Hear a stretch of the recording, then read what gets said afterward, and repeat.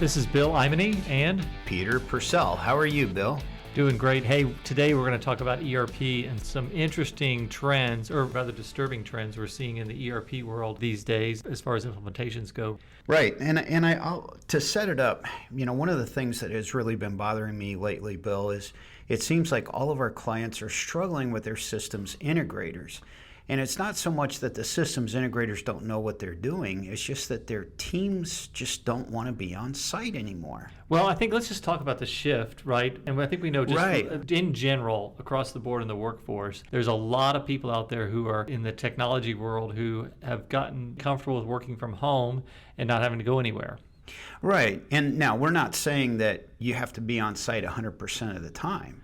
But it's good to be face-to-face for critical meetings and critical times. Yeah, right? People expect to be able to work from home 100% of the time. Yeah. And we're seeing that happen across even the large systems integrators, all the way down to even the smaller ones, where the people who are the experts who know these ERP systems really, really well, they want to work from home. Right, they do. So if I can reel back time.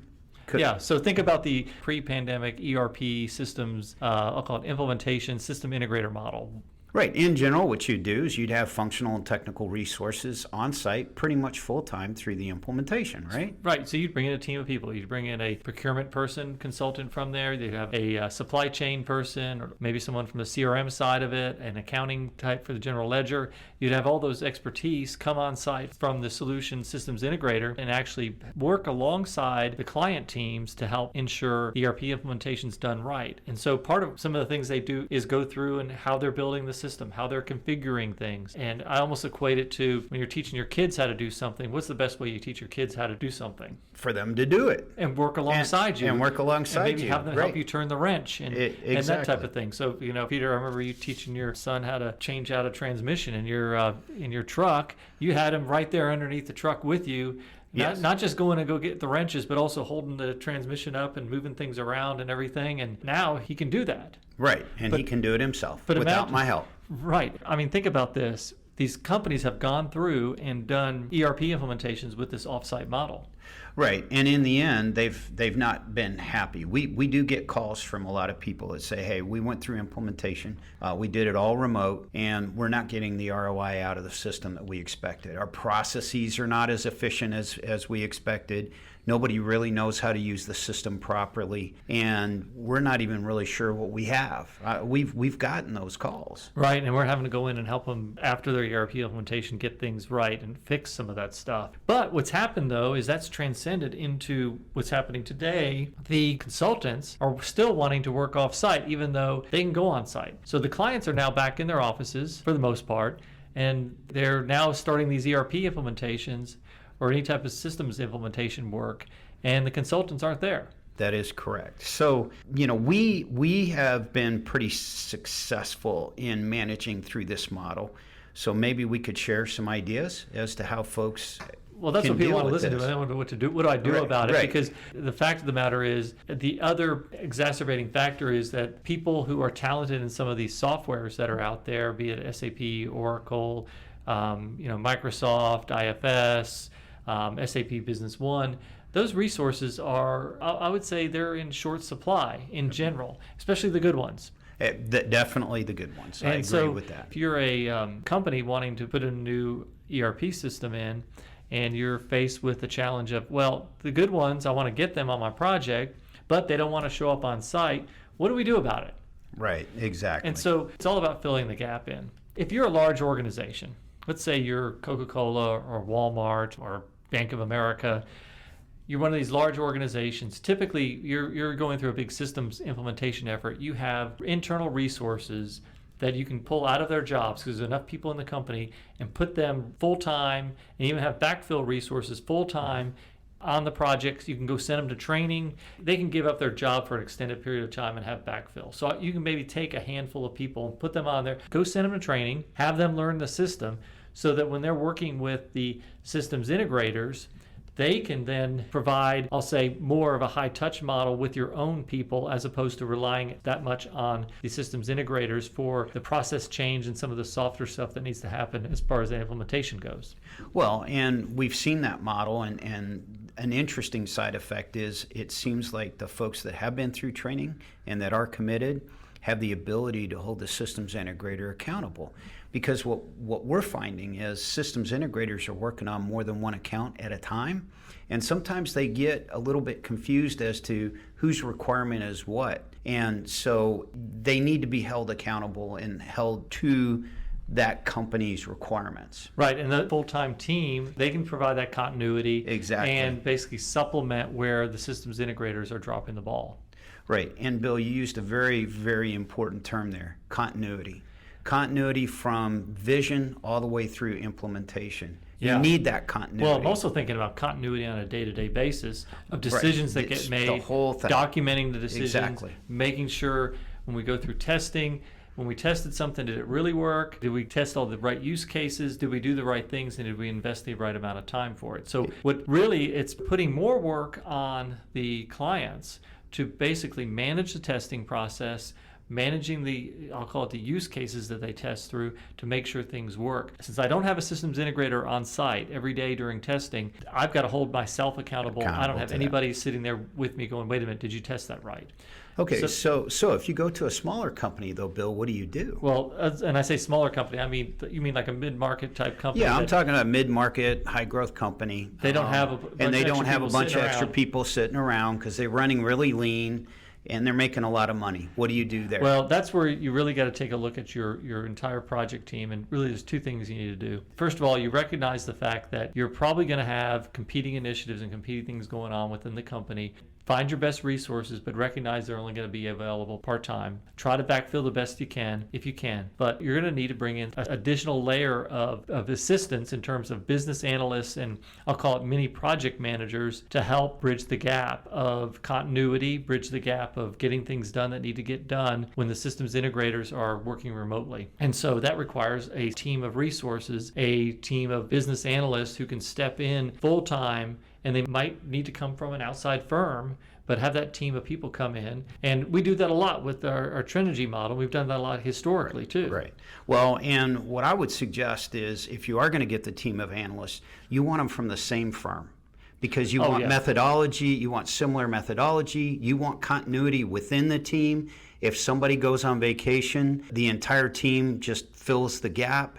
You don't want just a bunch of independent analysts that are all running kind of on their own, kind of their own experience and their own methodology. You want some continuity throughout. Or they're competing with each other. Or consistency. You want consistency throughout that. Well, here's the other issue with that too. If I go and just farm it out to a bunch of independent contractors and bring them in, they're competing against each other for hours. Oh, they are. And then what happens? Then you run into a whole bunch of issues of trying to make each other look bad. It really devolves. Right, or they're not watching each other's back. Or, for Exactly. example, someone says, hey, you know what, our procure-to-pay analyst is out on vacation tomorrow. Can you step in? You're the accounting analyst. They're going, well, wait a minute. Why should I do their job for them? And there becomes conflict. So we recommend sourcing those people, those business analysts that come in from one firm. And it's probably not going to be the systems integration firm because they have the technical resources that want to work off site. They don't have people that want to work on site. Right. But you need to find a firm that's willing to have people come in.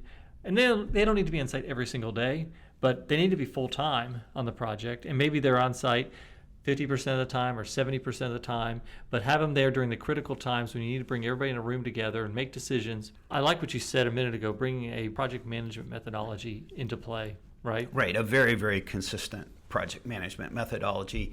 And that way everybody's singing from the same hymnal and there's no conflict that way. Yeah, and they bring the tools into play. Right. So, for example, what invariably is going to happen is you're going to get to a point where we're going, hey, we need a policy and procedure for human resources. We don't have one. Having a firm that can come in and bring that policy and procedure an example that you can then build upon and use as a guideline. So there might be tools that the firm can bring to play that you can reuse. Yeah, and I mean, just a long list of tools. We have a ton of articles out there in terms of what kind of tools your partner should be bringing to the table.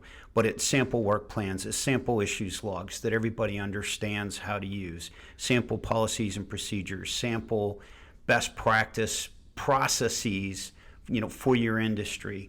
These are all critical things. Sample data models even, so that you can do operational, sales, and financial reporting, all integrated.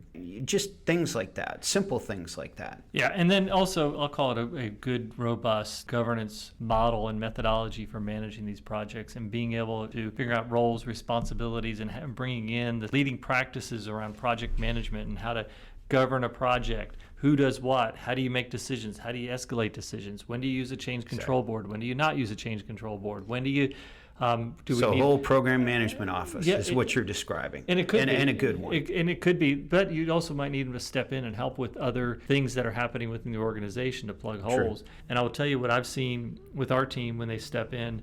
They find a hole somewhere. They've got to go fill it up real quickly so we can keep moving on and keep the project going. For example, they might get a list of all the vendors coming over, and you find out that half the vendors don't even have an address to mail a check to if they were able to mail a check to them, or half of them don't have your W-9 information. So being able to figure out a way to quickly get that data and information together so when you do your data conversion, they can help with those data conversion activities. Exactly.